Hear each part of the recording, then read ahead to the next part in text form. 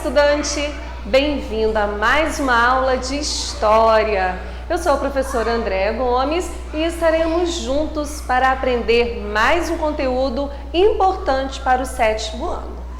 Quero começar nossa aula mostrando uma imagem bem interessante para você. Vamos lá? Observe essa imagem, analisa direitinho. O que você está vendo aí? Vamos lá? Observou? Então, de um lado você viu o quê? Um documento decorado, né? Um documento ali do século XVI. E do outro você viu algo que eu acho que é muito familiar para você, que é uma loja, uma telinha, né? De uma loja online e ali um botãozinho que você pode comprar, que é algo que você está acostumado a ver. Mas eu quero aí que você possa pensar, né? E dizer para mim por que eu estou mostrando isso, né? O que a compra de um item numa loja online tem a ver com um papel antigo que poderia ser utilizado para alguma coisa, né? O que tem a ver um papel antigo com essa loja online?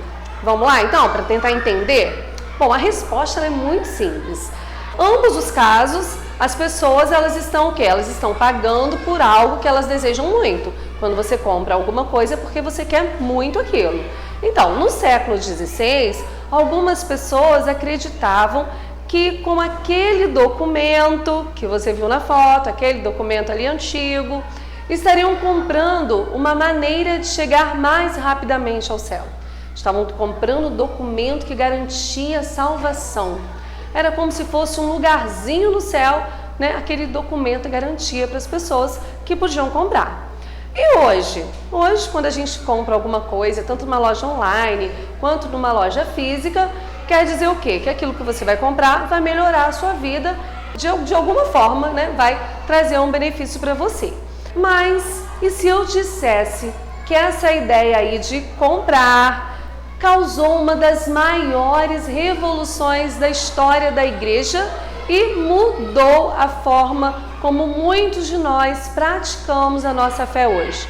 E aí, você ficou aí pensativo sobre isso? Pois bem, é exatamente sobre isso que vamos conversar hoje. Hoje nós vamos falar sobre reforma religiosa. Imaginem viver em um tempo em que tudo que você sabe, tudo que você pratica e tudo aquilo que você acredita é influenciado por uma única instituição poderosa. E aí? Essa instituição detém não apenas o poder espiritual, mas também o poder político e também o poder econômico. Para muitos, ela é a mediadora direta entre você e Deus, o divino. Mas e se começássemos a questionar algumas de suas práticas? E aí? E se as pessoas começassem a desafiar suas autoridades? Não em busca de rebelião, não era a rebelião que eles queriam, mas em busca de uma fé mais pura e autêntica. E aí? Se eles começassem a questionar, será que ia dar algum problema?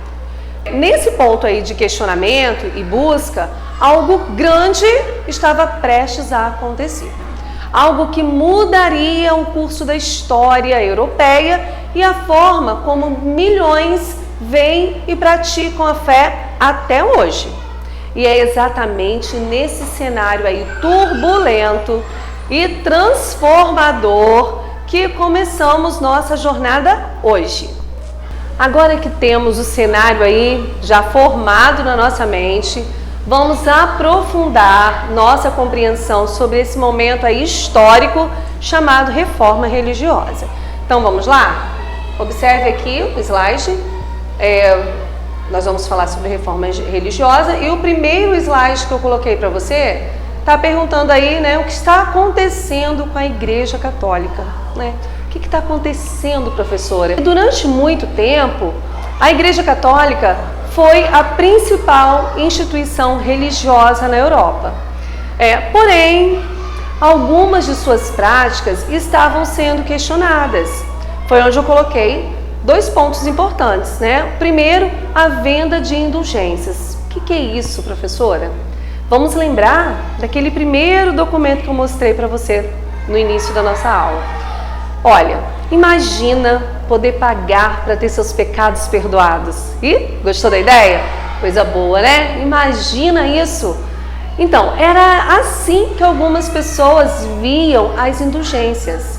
E isso estava causando desconforto e descontentamento.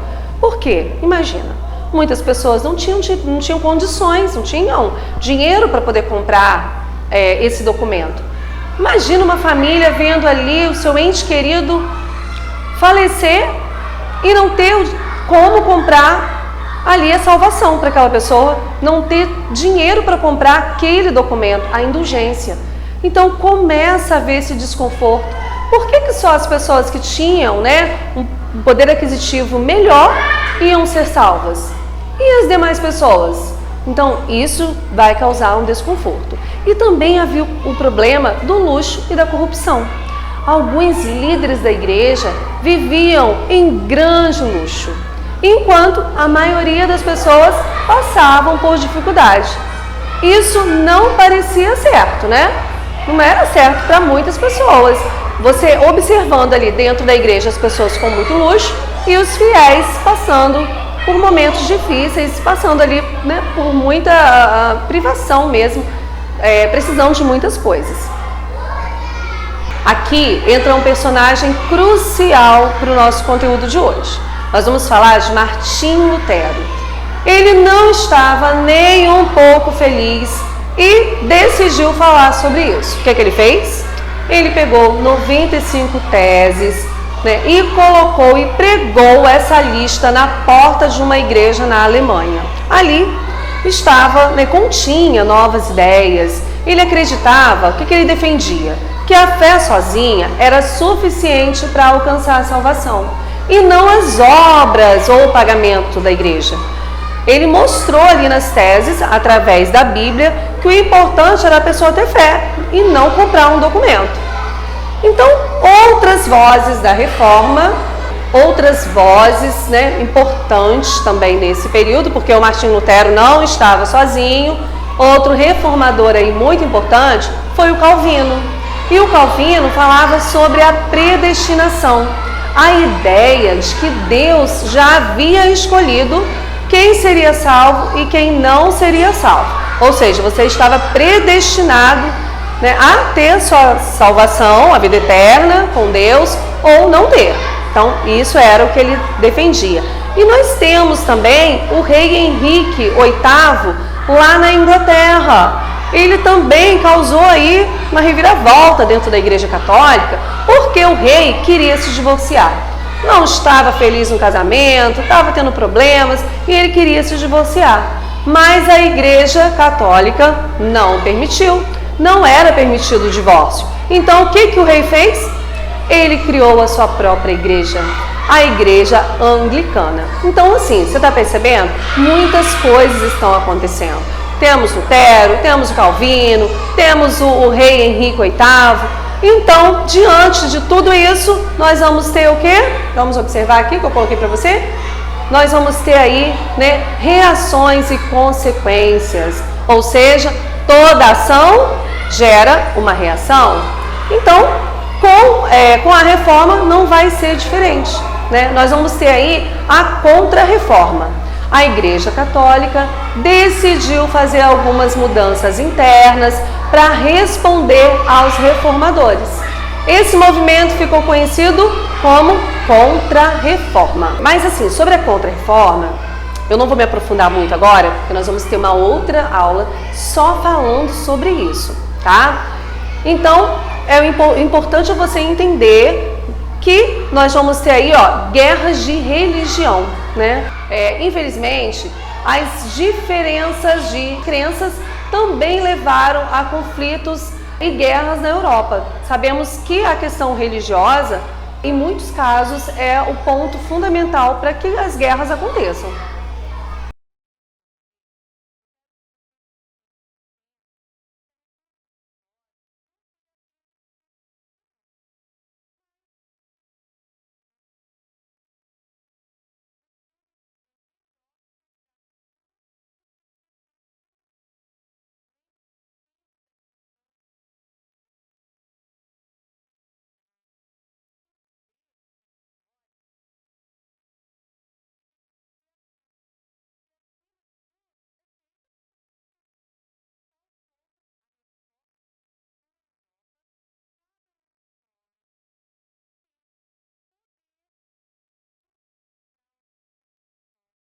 de forma talvez que nem possamos imaginar.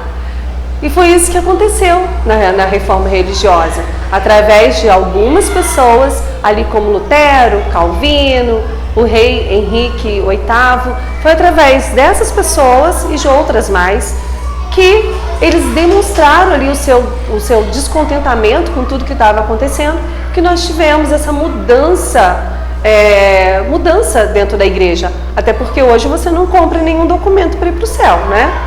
Então, e a nossa aula chegou ao fim. Foi muito bom poder compartilhar mais um pouquinho de conhecimento com você. Então, até a próxima e tchauzinho!